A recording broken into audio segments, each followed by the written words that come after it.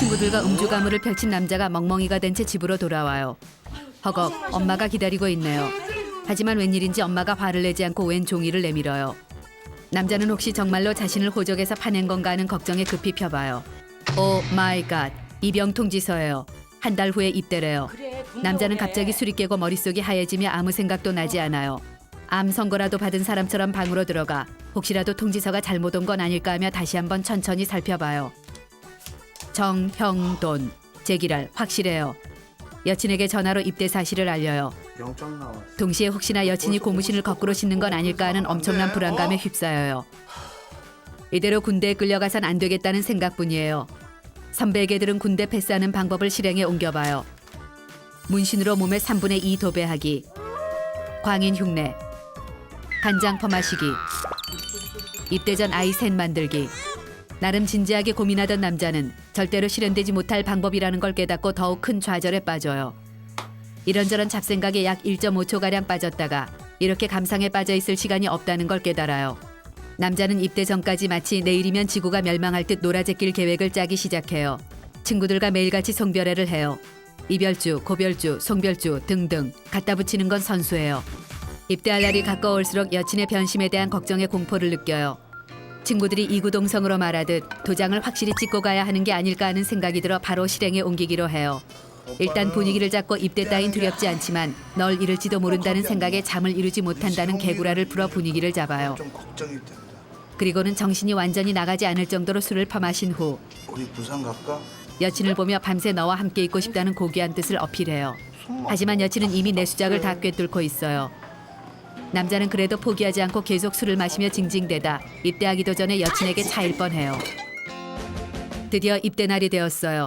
남자는 군대에 들어가자마자 전쟁이 발발해 최전방으로 출동하는 무시무시한 악몽에 시달리다 깨어나요. 입대 날의 시작부터 느낌이 별로 안 좋아요. 엄마 여친과 함께 집을 나서며 그저 가는 동안 어떤 천재지변 또는 군대의 전산착오로 인해 입대를 하지 않아도 되는 기적이 일어나면 얼마나 좋을까 하는 터무니없는 생각에 빠져들어요. 입대하러 가는 길에 남자는 이발소를 찾아요. 이발소 아저씨는 군대 시절 맨손으로 무장공비를 때려잡았다는 구라성 짙은 경험담과 군 생활의 무시무시함에 대해 미친 듯이 열변을 토해요. 있는 대로 겁을 주고 나서는 꼭 그래도 군 생활 할 만해 하며 되도 않는 위로를 해요. 아저씨의 말에 3배는 더 가기 싫어졌어요. 야, 부사가면 끝내주네. 2년간 이 간지 안 나는 머리로 살 생각을 하니 막막하고 돌아버릴 것만 같아요. 입대 시간이 다가오자 엄마와 여친이 말이 없어져요. 사나이답게 입대하는 모습을 보여주기 위해 잘 다녀오겠다며 웃음을 지어줘요. 엄마가 눈물을 훔치고 돌아서요. 여친의 눈에서 눈물이 쉴 새 없이 터져요. 꾹꾹 참던 남자도 눈물이 터져요. 여친을 안아주며 닭똥 같은 눈물을 1리터는 뽑아내요. 아이오 하는 방언이 사방에서 터져 나와요. 안타까운 이별의 순간을 마치고 엄마와 여친을 두고 뛰어들어가요. 보충돼서 앞으로 2년간 군대에서 쓸 보급품을 지급받아요. 알겠습니까? 군복으로 갈아입자 모두 어리버리 중 상어리버리로 보여요. 사회에서 뭘 하던 놈이건 상관없어요. 군복은 자동적으로 민간인을 어리버리로 만들어주는 마법의 망토가 분명해요. 그날 밤 입고 온 옷과 소지품을 집으로 돌려보내기 위해 소포를 싸요. 마치 전쟁터로 떠나기 전 유서를 쓰는 기분이에요. 부모님들 안심하게 편지 한 통씩 쓰라네요. 남자는 엄마와 여친에게 미처 하지 못했던 말을 쓰기 시작해요. 남자는 애정어린 감정이 잔뜩 묻어나는 글씨체로 엄마 아빠 걱정 마세요 라고 한 줄 쓴 후 나머지는 여친에게 양보해요. 부모님은 날 못 버려도 여친은 날 얼마든지 버릴 수 있기 때문이에요. 보충돼서 신교대로 도착하자마자 시뻘건 모자를 푹 눌러 쓴 악마 교관들이 환영 행사를 벌여줘요. 교관들의 눈에 살기가 넘쳐 흐르기 시작하더니 캠핑 나왔어 정신 못 차리지 입비리리더라 포복 앞으로 하며 악마의 본성을 드러내며 폭주하기 시작해요.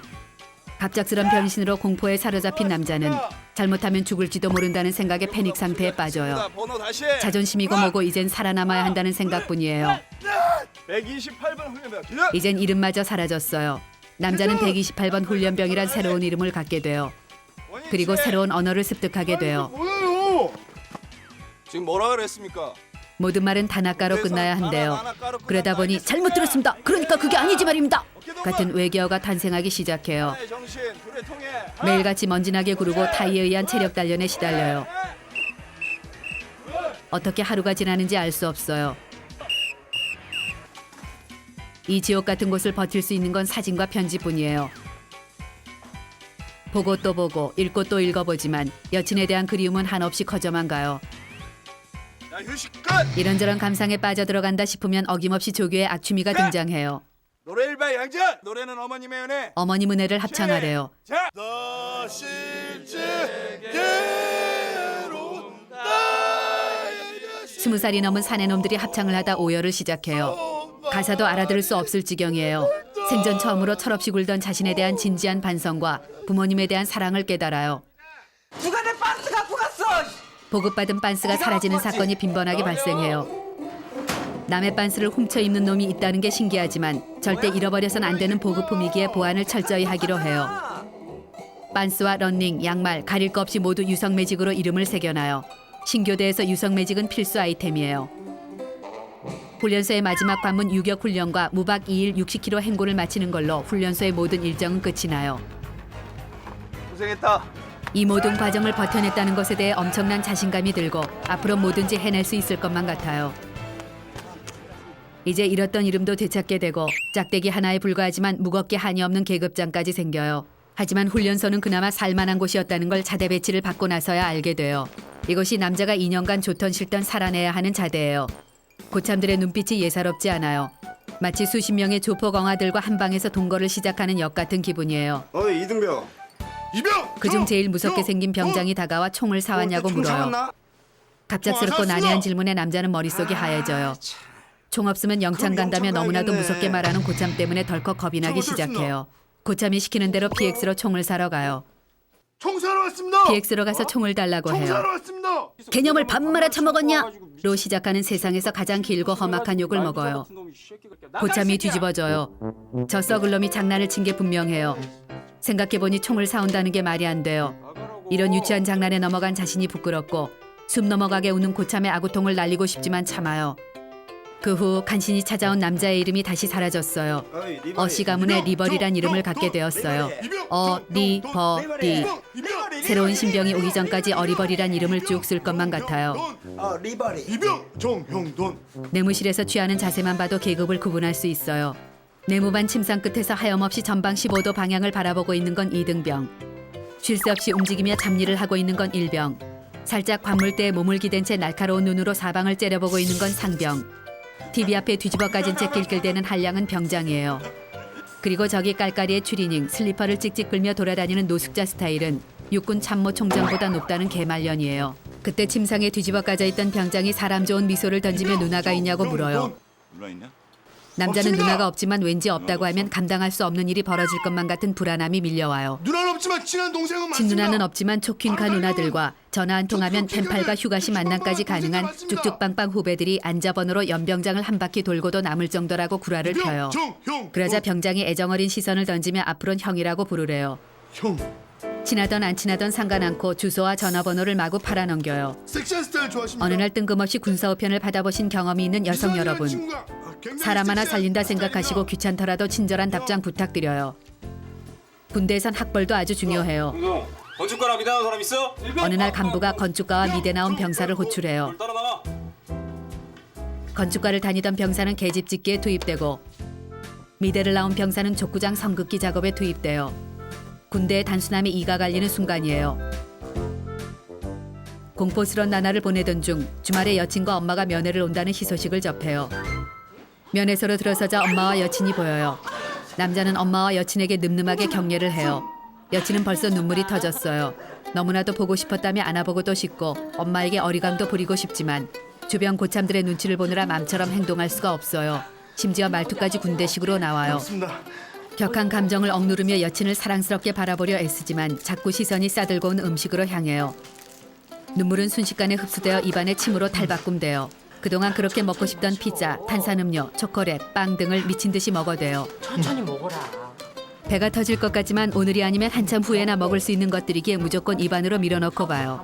천천히 많이 먹어. 먹어. 평소엔 그렇게 안 가던 시간이 면회 시간엔 정광석화처럼 흘러가 버려요. 드디어 길고 길었던 일만 연락이 하는 일병 생활도 끝나고 군 생활의 꽃이라 불리우는 무적 상병 생활이 시작돼요. 상병 휴가는 전과는 다른 양상으로 흘러가요. 여친이 마중 나오는 걸 살짝 꺼리기도 하고 부르냐? 가 빨리. 밥 먹어라. 엄마의 환영 만찬도 훨씬 간소화되고 저렴해져요. 짠한데. 엄마도 돈 없다. 자. 거기다 용돈마저 급속도로 줄어들어요. 여친이 바쁘다며 혼자 복귀하래요. 섭섭하긴 하지만 이젠 휴가 복귀도 그닥 겁나지 않기에 상관없어요. 상병이 된가 동시에 모자를 간지나게 휘고 깔깔이를 보이지 않게 겹쳐 입을 수 있는 자격과 짝다리를 짚을 수 있음과 동시에 늘어난 자유 시간으로 인해 여친에게 편지를 쓰는 낙으로 살아가요. 요즘 따라 부쩍 줄어든 여친의 편지양이 신경 쓰여 하루에 서너 통도 쓰고 국문과를 나온 후임병을 닥달해 감동적인 시 한 편을 동봉하기도 해요. 다음 휴가 때 여친에게 해줄 특별한 선물도 준비해요. 동전 반지 같은 정성이 가득한 선물이 바로 그것이에요. 약 6개월 정도 정성스럽게 갈면 여친을 위한 맞춤 반지가 탄생해요. 비록 10원짜리지만 10억 이상의 정성이 담긴 반지예요. 반지가 완성되니 어느새 병장이 되었어요. 이 반지를 건네는 순간 여친이 무진장 감동에 팔짝팔짝 뛸 거라는 착각에 빠져요. 좋아하겠지? 4개나 되는 벽돌이 올려진 계급장이 무거워 모자를 쓸 수도 없어요. 야. 온몸에서 거만함이 넘쳐 흐르고 입대 전보다 훨씬 개념 없는 아나무인 상태로 변신해요. 병장의 휴가 양상은 더욱 심각해요. 휴가 나오는 것을 미리 통보했음에도 불구하고 아 이거 아무도 안 나와 있네. 여친은 친구들과 쇼핑을 갔어요. 엄마. 엄마. 엄마는 에어로빅 센터에 다녀온다며 밥은 알아서 차려 먹으래요. 그래도 이건 양반이에요. 동기 녀석 중에 한 놈은 부모님이 말도 없이 이사를 갔대요. 여친과의 만남이 살짝 짜증이 나기 시작해요. 입만 뻥끗하면 나 같은 여잔 10여상을 줘도 모자란다며 생색을 내는데 못 봐줄 지경이에요. 고맙기는 한데 슬슬 부담이 되는 건 사실이에요. 군대를 기다려줬다는 것만으로 코가 끼어 평생 끌려갈 것만 같은 불길한 느낌이 들어요. 푸릇푸릇한 여자들을 보면 군대 간 남자를 기다리다 폭삭 늙어버린 여친이 원망스럽기까지 해요. 이러다 정말 얘랑 결혼이라도 해야 되는 거 아니야 하는 불길한 생각이 들어요. 얘는 왜 바람도 안 피나 몰라요. 그래도 아직 희망은 있어요. 남은 6개월간 고무신을 꺾어 신을지도 모르잖아요. 이젠 은근히 부대 복귀가 기다려지기까지 해요. 가벼운 발걸음으로 복귀하자 후임병들이 기립박수를 치며 반겨줘요. 이제 내무반의 왕은 나예요. 이젠 콧김으로 날아가는 새도 떨어뜨릴 수 있을 것 같아요. 모두 남자의 눈치를 보며 설설 기기 바빠요. 병장이 되면 누워서 모든 걸 할 수 있는 전지전능한 신의 영역으로 진입해요. 딩동. 내친 김에 인간 리모컨과 제대 날짜를 자동으로 알려주는 알람도 만들어요. 제대까지 105일 13시간 25분 남았습니다. 시간이 너무 안 가고 하루가 너무 길어요. 그러다 신병의 아리따운 누님 사진을 발견해요. 평소에 꿈꾸던 그런 이상형이에요. 하지만 여전히 일편단심인 여친이 맘에 걸려요. 이제라도 자유롭게 훨훨 날아가 주었으면 좋겠건만 끝까지 발목을 잡아채는 여친 때문에 심란하기 짝이 없어요. 그냥 맘 넓은 내가 참기로 해요. 오죽이나 못났으면 2년 동안 남자 하나가 안 생겼을까 싶은 생각에 안쓰럽기까지 해요. 나 아니면 걷어줄 사람도 없을 듯해요. 드디어 죽어도 올 것 같지 않던 제대가 눈앞으로 다가와요. 야 딩동. 장병장님 제대까지 길 13시간 남았습니다. 근데 제대가 가까울수록 마음 한켠이 무거워져요. 제대하면 뭘 하지? 제대하고도 부모님께 손 벌리긴 그렇고 망쳐놓은 학점 복구는 어떻게 하지? 특별한 기술이 있는 것도 아니고 학벌이 좋은 것도 아니고 앞으로 살아갈 일을 생각하니 막막하기 한이 없어요. 무거운 마음도 잠시 드디어 제대를 한다는 생각에 날아갈 듯해요. 후임병들의 행가래를 받으며 제대를 해요. 이 녀석들과의 추억은 평생 잊지 못할 거예요. 군 입대 전과 그닥 달라진 것은 없지만 군 생활이 남자를 성숙시킨 것만은 확실해요.